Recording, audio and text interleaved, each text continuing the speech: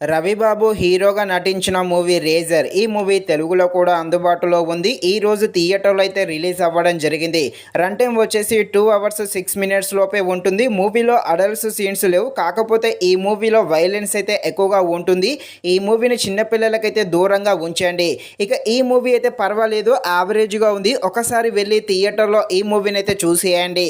Action థ్రిల్లర్గా ఉండే ఈ movie ఎలా ఉందో అనే విషయం తెలుసుకునే ముందు ఇంకా ఎవరైనా మన ఛానల్ సబ్స్క్రైబ్ అండ్ లైక్ చేయకుండా ఉంటే తప్పకుండా మన ఛానల్ని సబ్స్క్రైబ్ అండ్ లైక్ చేసి కాస్త నాకు సపోర్ట్ చేసేయండి.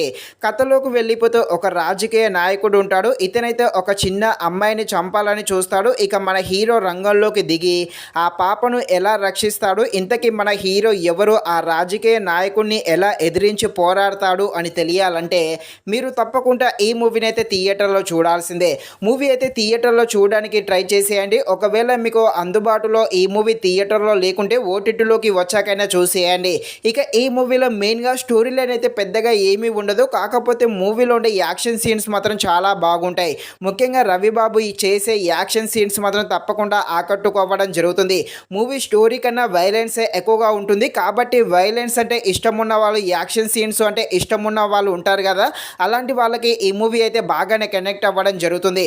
కాకపోతే మూవీ సెకండ్ హాఫ్ కాస్త లాగదీసినట్టుగా ఉంటుంది. ఫస్ట్ హాఫ్ అయితే బాగానే ఉంటుంది, సెకండ్ హాఫ్ కొంచెం స్లోగా ఉంటుంది.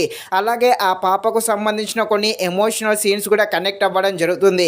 కాకపోతే మూవీ అనేది కొంచెం స్టోరీ లైన్ అనేది వీక్గా ఉంటుంది. కాస్త స్టోరీ లైన్ మాత్రం స్ట్రాంగ్గా ఉంటే బాగుండు.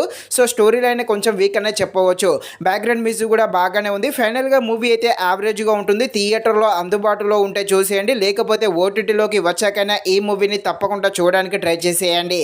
ఇది ఫ్రెండ్స్, మరిన్ని ఎలాంటి వీడియోస్ కోసం మన ఛానల్ని తప్పకుండా లైక్ అండ్ సబ్స్క్రైబ్ చేయండి. Thank you watching this video. జై హింద్.